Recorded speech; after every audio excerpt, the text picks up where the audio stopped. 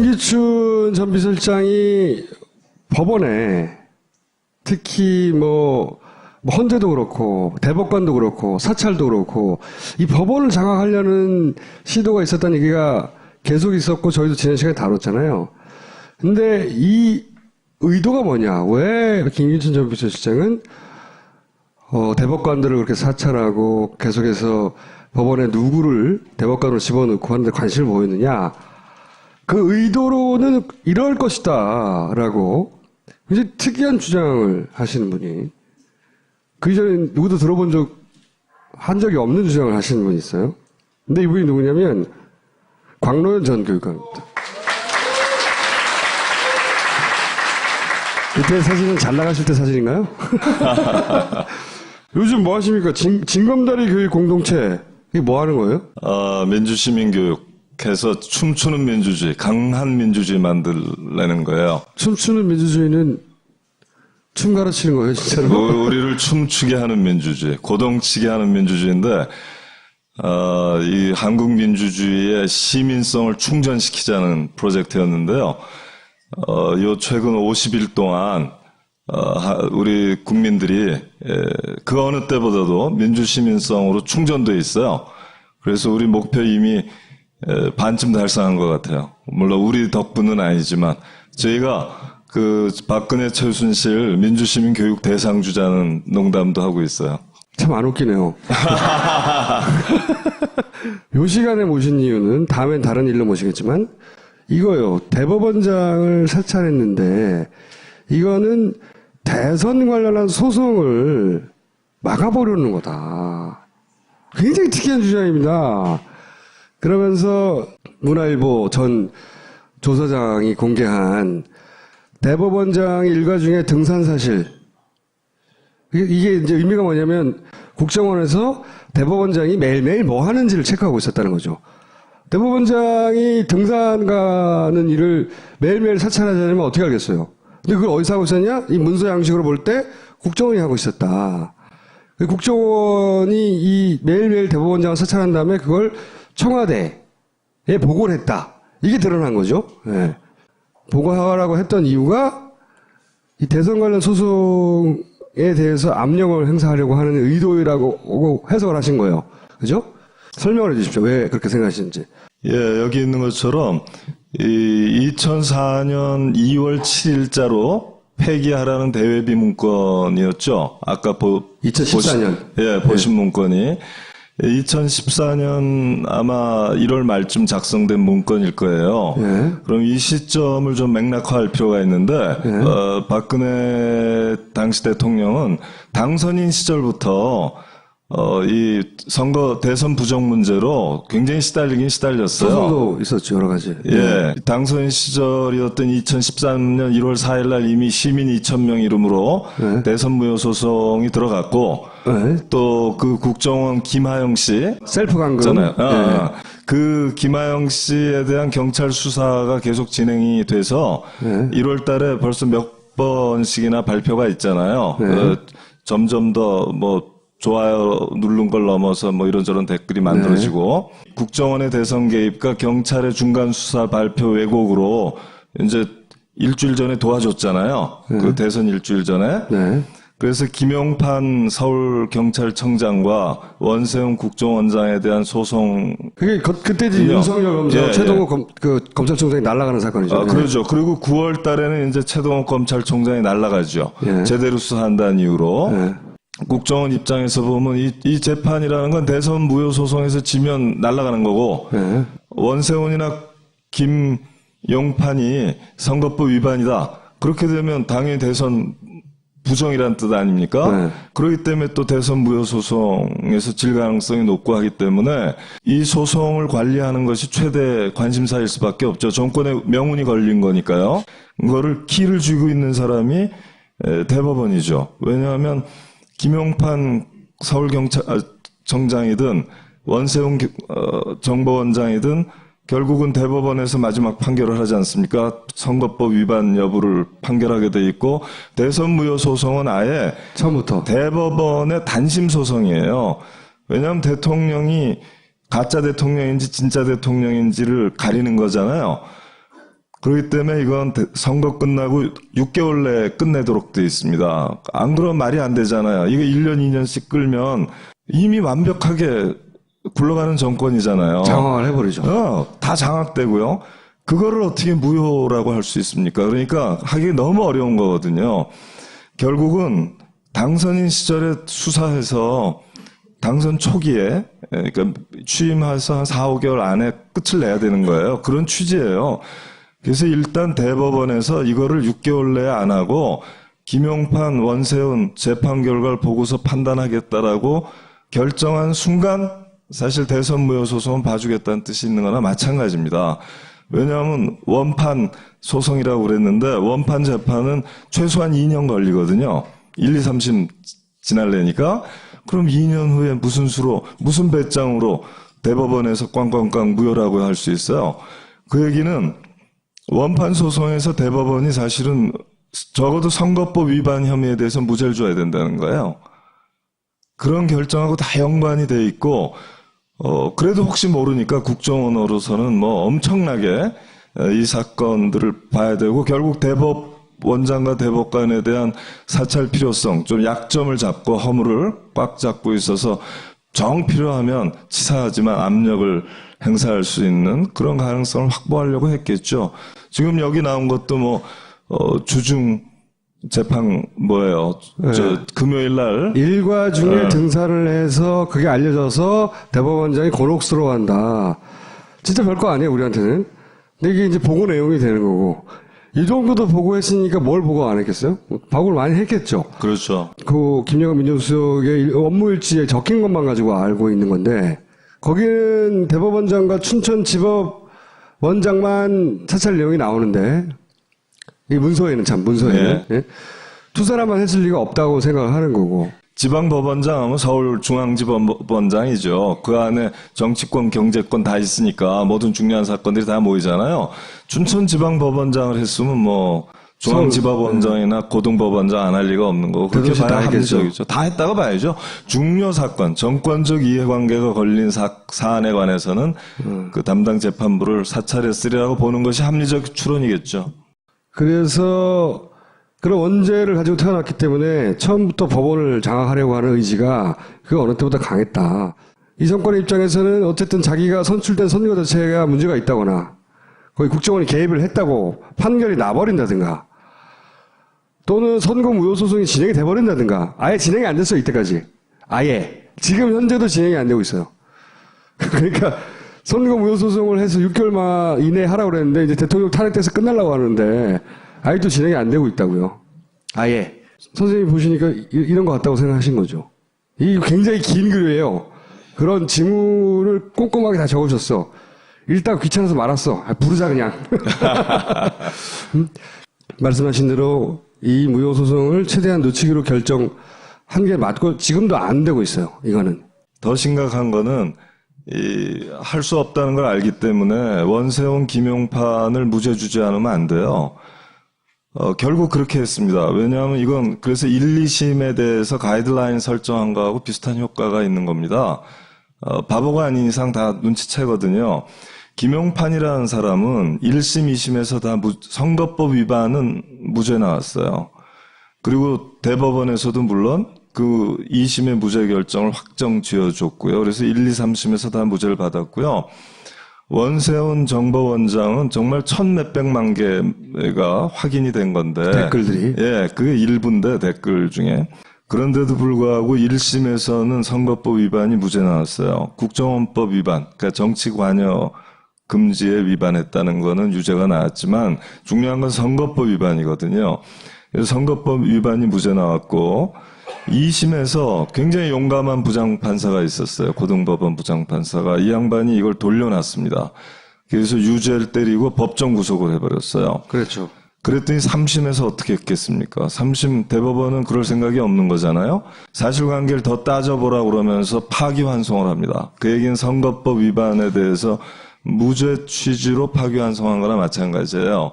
댓글 중에 이러저러한 이유로 증거법칙 위반들이 있을 테니까 그런 거 다 띄워봐라. 그러면 몇십만 개 정도로 남을 수 있어요. 그렇게 되면 이제 이건 영향력이 전혀 없었기 때문에 선거 결과에 대한 영향이 전혀 없기 때문에 또 무죄 이렇게 할 수 있는 여지가 생기거든요. 우리나라 대법원장은 우리나라 대통령만 제왕적 대통령이 아니에요. 우리나라 대법원장이야말로 제왕적 대법원장입니다. 그래서 모든 대한민국 판사, 법관에 대한 인사 전권을 갖고 있어요. 승진과 전보. 그런데 이 부분이 중요한 게 법관들이 관료처럼 굴어요. 승진과 보직에, 꽃보직에 관심이 있잖아요.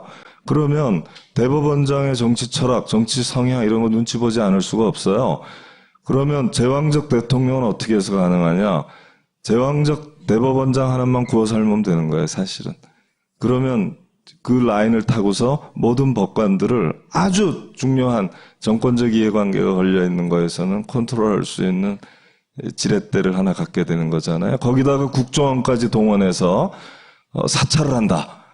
이러면 뭐 약점까지 잡힐 수가 있다는 얘기이기 때문에 이제 그래서 제왕적 대통령제라는 건 원래 국정원과 검찰을 수족자기 충견으로 만들고 그리고 제왕적 대법원장에 걸터 앉아서 완성되는 거라고 저는 생각을 해요. 정권이 정통성을 부정당하는 거죠. 당신들은 부정하게 당선된 사람들이야.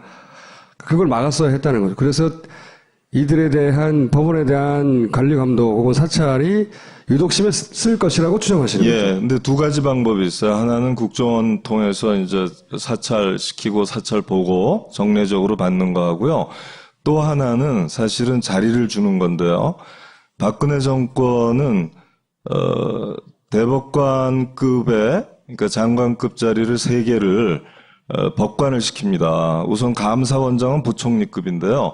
감사원장을 서울중앙지법원장을 한 사람을 감사원장으로 차출하잖아요.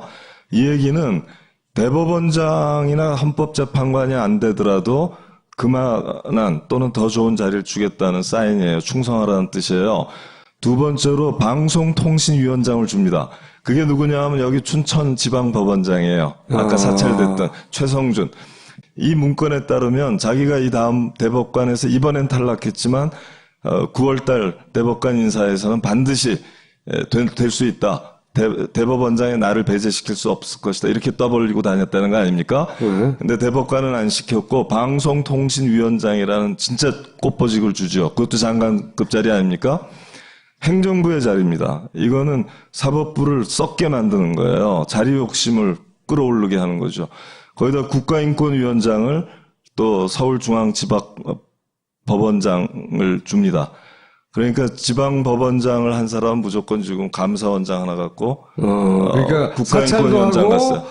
그리고 이렇게 먹이도 던져주고 채찍과 당근을 다 갖추는데 이거는 아주 고도의 사법부 부패 체계예요. 이렇게 사법부의 그런 중앙지방법원장쯤이나 하고 지방법원장쯤 한 사람이 행정부에서 오라고 그러면 쪼르륵 달려가고 또 총리로 부르면 얼쑤이구나 하고 달려가는 거 있죠.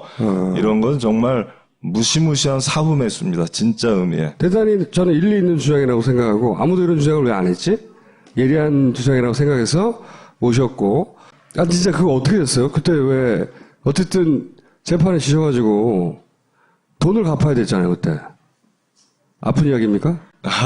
뭐 그거 여기 중요한 거 아니니까요. 나는 궁금한데. 아무튼 뭐 다 끝났어요. 법적 절차 다 끝났습니다. 예. 공매 처분 다 이루어졌고 압수 뭐 다 끝났고 뭐 다 환가 처분 다 끝났을 거예요. 그럼 지금 거짓인 거 아니에요? 아니에요. 다 여전히 잘 지내고 있고요. 진검다리 교육 공동체 활동이 구체적으로 뭔지 잠깐 설명해 주시고. 지금 우리나라에서 말이에요. 어떤 개헌 얘기하는 사람들이 있어요. 사실 개헌을 아무리 해도 개혁 입법이 수반하지 않으면 체제 변경 효과가 전무하고요. 개헌을 하지 않아도 개혁 입법만 제대로 되면 체제 변경 효과가 나는 게 많아요. 근데 대표적인 게 뭐냐면 이제 우리 18세로 선거권 연령 낮춰야죠. 그죠? 그다음에 결선 투표제 도입해야 됩니다. 그리고 공무원 교사가 150만 명이에요. 우리나라에. 이 사람들이 정치 활동권이 없습니다. 정당 가입권, 정당 활동권, 선거 출마권 내지는 선거 운동권 이런 것들이 다 선생님은 없어요. 출마를 할 수가 없어요? 선생님들은 출마하려면 무조건 사표를 내야 돼요. 경선에 나갈래도 사표를 내야 됩니다. 다른 나라는 안 그렇습니까? 아, 그러면 반민주주의고 인물 따라서 꼬붕 오야분 관계, 오야분 꼬붕 관계 이런 것들 청산될 길이 열릴 거거든요. 근데 이렇게 가려면 교사 공무원한테 왜 우리가 이렇게 2등 시민의 위치를 줄까요? 헌법의 정치적 중립성 때문인데 정치적 중립성이라는 건 사실 업무 시간에 문제가 되겠죠. 만약 중립적이지 않으면. 근데 과외 시간, 뭐 교사 같은 방학 때, 주말에, 저녁에 이거 다 막혀 있는 거거든요. 그래서 정말 필요한 거는 교사가 수업 시간에 이제 아이들한테 자기의 정치적 신념이나 견해를 막 주입하고 그걸 설득하고 강요하고 교화시키고 이런 거 안 되겠죠, 그죠? 헌법이 말하는 교육의 정치적 중립성이 금지하는 건 오직 이거 하나입니다. 이거면 좋게요. 이것은 뭐 진보교육감 시대에 얼마든지 우리가 입법과 협약으로 이 취지를 관철시킬 수 있고 또 좋은 전문적인 교직 문화 일부로 수업 문화 일부로 뿌리내릴 수 있어요. 이것을 전제로 해서 교사 공무원에게 정치적 기본권 줘야 됩니다. 이때 우리나라 정당 민주주의, 대의민주주의, 민주주의 발전할 수 있다고 생각하고요. 징검다리 교육 공동체의 첫 번째 전략 사업은 이 지금 말씀드린 교사와 공무원의 정치적 기본권을 회복해서 춤추는 민주주의로 성큼 나아가자 이런 것가 하나예요. 오늘 여기까지 하겠습니다. 감사합니다. 네, 고맙습니다. 정개입과 경찰의 중간 수사 발표 왜곡으로 이제 일주일 전에 도와줬잖아요. 그 대선 일주일 전에. 네. 그래서 김용판 서울경찰청장과 원세훈 국정원장에 대한 소송. 그게 그때 이제 윤석열 검사, 최동호 검찰총장이 날아가는 사건이죠. 그렇죠. 그리고 9월 달에는 이제 최동호 검찰총장이 날아가죠. 제대로 수사한다는 이유로.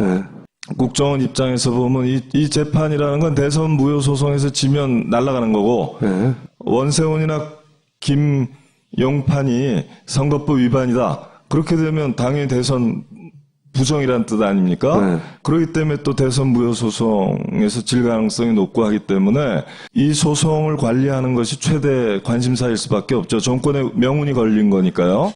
그거를 키를 쥐고 있는 사람이 대법원이죠. 왜냐하면 김용판 서울경찰청장이든 원세훈 정보원장이든 결국은 대법원에서 마지막 판결을 하지 않습니까? 선거법 위반 여부를 판결하게 돼 있고 대선 무효 소송은 아예 처음부터 대법원의 단심 소송이에요. 왜냐하면 대통령이 가짜 김기춘 전 비서실장이 법원에 특히 뭐 헌재도 그렇고 대법관도 그렇고 사찰도 그렇고 이 법원을 장악하려는 시도가 있었다는 얘기가 계속 있었고 저희도 지난 시간에 다뤘잖아요. 근데 이 의도가 뭐냐? 왜 김기춘 전 비서실장은 대법관들을 그렇게 사찰하고 계속해서 법원에 누구를 대법관으로 집어넣고 하는데 관심을 보였느냐? 그 의도로는 이럴 것이다라고 굉장히 특이한 주장을 하시는 분이 그 이전에 누구도 들어본 한 적이 없는 주장을 하시는 분이 있어요. 근데 이분이 누구냐면 광로현 전 교육감입니다. 그때 사진은 잘 나가실 때 사진인가요? 요즘 뭐 하십니까? 징검다리 교육 공동체 이게 뭐 하는 거예요? 민주시민교육해서 춤추는 민주주의, 강한 민주주의 만들려는 거예요. 춤추는 민주주의는 춤 가르치는 거예요, 진짜로? 우리를 춤추게 하는 민주주의, 고동치게 하는 민주주의인데 이 한국 민주주의의 시민성을 충전시키고 보고를 했다. 이게 드러난 거죠. 네. 보고하라고 했던 이유가 이 대선 관련 소송에 대해서 압력을 행사하려고 하는 의도라고 해석을 하신 거예요. 그죠? 설명을 해 주십시오. 왜 그렇게 생각하시는지. 예, 여기 있는 것처럼 이 2004년 2월 7일자로 폐기하라는 대외비 문건이었죠. 아까 2014년. 보신 문건이 2014년 아마 1월 말쯤 작성된 문건일 거예요. 예. 그럼 이 시점을 좀 맥락화할 필요가 있는데 박근혜 당시 대통령은 당선인 시절부터 이 선거 대선 부정 문제로 굉장히 시달리긴 시달렸어요. 소송도 있었죠, 여러 가지. 예, 당선 시절이었던 2013년 1월 4일 날 이미 시민 2,000명 이름으로 네. 대선 무효 소송이 들어갔고 네. 또 그 국정원 김하영 씨 셀프 감금. 있잖아요. 예. 그 김하영 씨에 대한 경찰 수사가 계속 진행이 돼서 네. 1월 달에 벌써 몇 번씩이나 발표가 있잖아요. 네. 점점 더 좋아요 누른 걸 넘어서 이런저런 댓글이 만들어지고 국정원에 대해서 대통령인지 진짜 대통령인지를 가리는 거잖아요. 그렇기 때문에 이건 선거 끝나고 6개월 내에 끝내도록 돼 있습니다. 안 그러면 말이 안 되잖아요. 이거 1년, 2년씩 끌면 이미 완벽하게 굴러가는 정권이잖아요. 장악을 해버리죠. 다 장악되고요. 그거를 어떻게 무효라고 할 수 있습니까? 그러니까 하기 너무 어려운 거거든요. 결국은 당선인 시절에 수사해서 당선 초기에, 그러니까 취임해서 한 4, 5개월 안에 끝을 내야 되는 거예요. 그런 취지예요. 그래서 일단 대법원에서 이거를 6개월 내에 안 하고 김용판, 원세훈 재판 결과를 보고서 판단하겠다라고 결정한 순간 사실 대선 무효 소송은 봐주겠다는 뜻이 있는 거나 마찬가지입니다. 왜냐하면 원판 소송이라고 그랬는데 원판 재판은 최소한 2년 걸리거든요. 1, 2, 3심 지날래니까 그럼 2년 후에 무슨 수로 무슨 배짱으로 대법원에서 꽝꽝꽝 무효라고 할 수 있어요. 그 얘기는 원판 소송에서 대법원이 사실은 적어도 선거법 위반 혐의에 대해서 무죄를 줘야 된다는 거예요. 그런 결정하고 기자는 프로젝트였는데요. 요 최근 50일 동안 우리 국민들이 그 어느 때보다도 민주시민성으로 충전돼 있어요. 그래서 우리 목표 이미 반쯤 달성한 것 같아요. 물론 우리 덕분은 아니지만 저희가 그 박근혜 최순실 민주시민 교육 대상주자는 농담도 하고 있어요. 참 안 웃기네요.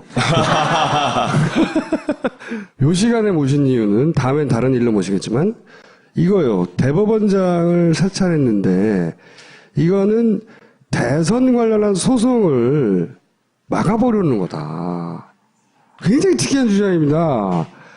그러면서 문화일보 전 조사장이 공개한 대법원장 일가 중에 등산 사실. 이게 이제 의미가 뭐냐면 국정원에서 대법원장이 매일매일 뭐 하는지를 체크하고 있었다는 거죠. 대법원장이 등산 가는 일을 매일매일 사찰하자면 어떻게 알겠어요? 근데 그걸 어디서 하고 있었냐? 이 문서 양식으로 볼 때 국정원이 하고 있었다. 국정원이 이 매일매일 대법원장을 사찰한 다음에 그걸 청와대에